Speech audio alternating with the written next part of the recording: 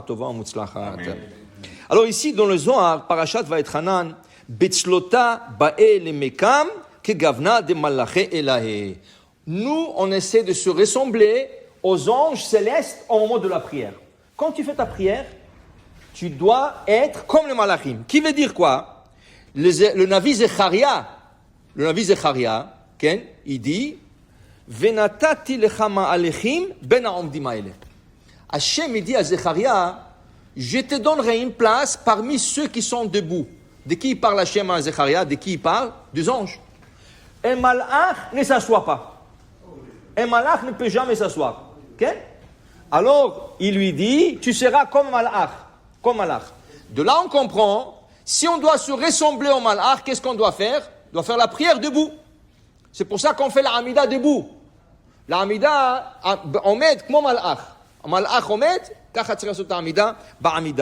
il dit ici, c'est pour ça que ça s'appelle aussi, comment on l'appelle? On l'appelle la Hamida. Ça s'appelle en vrai, Teshmona Israël. Mais comment on dit? Je vais faire la Hamida. Hamida, c'est la Hamod. C'est debout. Pourquoi il faut se ressembler au Malachim? Et après, il dit ici, quand une personne, elle fait sa Hamida, Kol inun milin de apik barnash mipume baït lota, tout le mot qui sort de la bouche de la personne au moment de la prière de la Hamida, kullehu salkan le'ela, tout le mot monte au ciel. Et il dit ici, et ubak'an avirin urki'in, il y a plein de sphères, il y a plein de cieux, il y a plein de niveaux que la prière doit traverser avant d'arriver à Kosh Baruch Hu. Okay?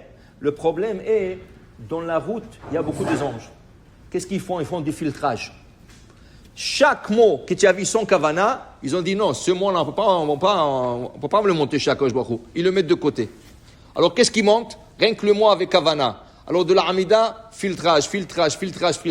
Oh, espérons qu'une prière rentre en moi dans le ciel. Mais ces prières-là ne sont pas rejetées. Elles ne sont pas rejetées. Elles sont gardées. On le garde.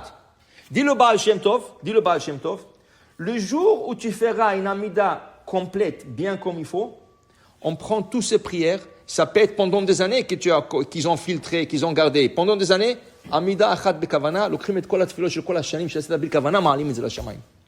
כן? Alors il dit le Baal Shem Tov, heureux l'homme qui arrivera à faire une Hamida pendant 70 ans bekavana. Pendant ta vie, une Hamida bekavana. Okay? Il y avait une histoire avec le Baal Shem Tov. Une fois, il est venu chez quelqu'un, et avec ses élèves, il lui a dit, tu dois me donner 18 pièces en or. Le gars était pauvre, il n'avait rien. Il a dit, je n'ai pas Rabbi. Il dit, moi, je ne sors pas de ta maison jusqu'à ce que tu me donnes 18 pièces en or. Il dit, Rabbi, il dit, je ne sors pas de chez toi jusqu'à ce que tu m'emmènes l'argent. Les élèves se regardent, ils disent, qu'est-ce qu'il veut de lui? Le pauvre, il n'a rien. Il voyait la maison, il y avait à peine une chaise, une table. L'autre, le pauvre, voyait que le Baal Shem Tov ne bouge pas. Il est parti emprunter de l'argent. Ce n'était pas suffisant. Il est parti vendre le meuble de la maison. Il a vendu ses coussins. Il a vendu le couverture. Il a emmené les 18 pièces. Il a donné au Baal Shem Tov. Dès qu'il a donné au Baal Shem Tov, le Baal Shem Tov l'a pris. Il a dit Toda Rabba. Il est parti. Les enfants, ils n'avaient pas quoi à manger. Ils pleuraient. La mère pleurait. Lui, il pensait que le Baal Shem Tov, c'était comme un Nisayon, il va lui rendre l'argent, il dit, tu sais, je voulais te tester. Mais il voit que le Baal Shem Tov s'éloigne. Waouh. Et qu'est-ce que je vais faire? Les enfants pleuraient, ils ne savaient pas où se mettre le gars, mais c'était Mincha. Il a fait Mincha, il pleurait, Arvid, il pleurait, jusqu'à qu'ils se sont endormis, lui et ses enfants. Ken, ses enfants, ils sont endormis. Le lendemain, il dit à sa femme, écoute ma femme, on n'a rien à faire dans cette ville, on n'a plus d'argent, on n'a plus rien du tout, on doit déménager, viens on va aller déménager. Ils ont déménagé dans une ville, ils sont arrivés quelque part, tout ce qui lui restait c'était une vache. Alors cette vache-là, elle donnait du lait chaque jour, c'est au moins ils avaient un peu de lait, faire le fromage pour les enfants. Il y avait un duc qui habitait dans ce village-là. Toutes ces vaches sont tombées malades. Alors il a dit à ses serviteurs, sortez vite. Comment je vais faire le petit déjeuner? Sans lait, je ne peux pas. Sortez vite, trouvez-moi une vache et je vais que vous traitez la vache et emmenez-moi Ils ont trouvé celui qui vient d'arriver dans le village. Il a dit, écoute, tout de suite, n'importe quel prix, donne-moi un jar de lait. Ils lui ont donné un jar de lait, ils l'ont emmené. Le Adon, il a goûté ça. Il a dit, waouh, où vous avez jeté ce lait? J'ai jamais goûté un lait comme ça. Je veux chaque matin un jar comme ça. Il dit, mais c'est un gars nouveau là il dit, allez-y lui offrir le meilleur prix qu'il veut. Moi, je veux chaque matin. Ils lui ont donné. Petit à petit, il voulait voir qui est le monsieur. Il est parti voir le monsieur. Ils se sont amitiés. Ce gars-là, ce duc-là n'avait pas d'enfant. Ils se sont amitiés. Avec les années, il a dit, écoute, moi je suis tellement riche, j'ai des forêts, j'ai des villages, tout ça. Qu'est-ce que je vais faire avec tout cet argent? Il lui a donné toute la ville pour lui. Il a dit, cette ville, c'est à toi. Il lui a donné une forêt. Quand il était déjà âgé, le duc, il allait mourir, il lui a tout donné. Donc, un jour, lui, il est devenu le grand-duc. Ce pauvre-là, il est devenu grand-duc.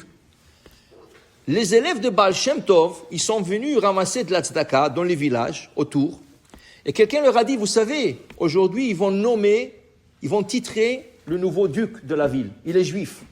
Alors, ça serait bien que si vous voulez le rencontrer, peut-être il va vous donner une donation. Ils sont venus le voir. Et shalom aleichem, ils ne l'ont pas reconnu. Eux, ils ont vu quand le Baal Shem Tov lui a pris l'argent. Ils ne l'ont pas reconnu, mais lui, il les a reconnus.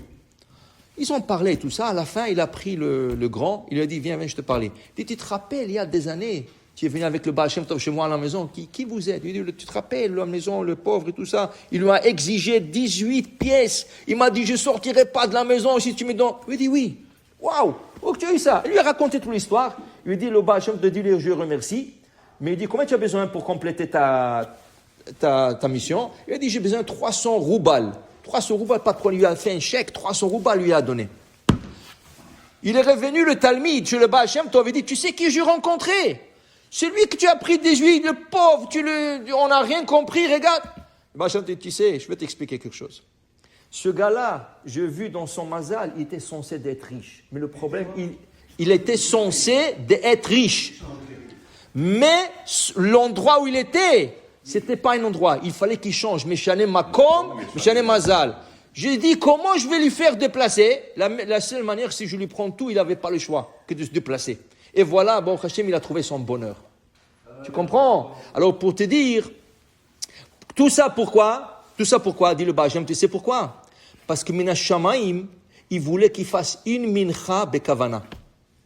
Et cette mincha-là qu'il a pleuré, c'était la meilleure mincha qu'il a fait dans sa vie. Il pleurait, mais en Mekalev, du fond du cœur, c'est ça qui lui a permis de devenir riche. Pour te dire, si on fait la prière bekavana, quand la prière elle monte, il y a des triages, mais une prière bekavana, Akadosh Baruch Hu écoute toutes les prières que tu as fait pendant des années. Baruch Adonai Le'olam, Amen ve Amen.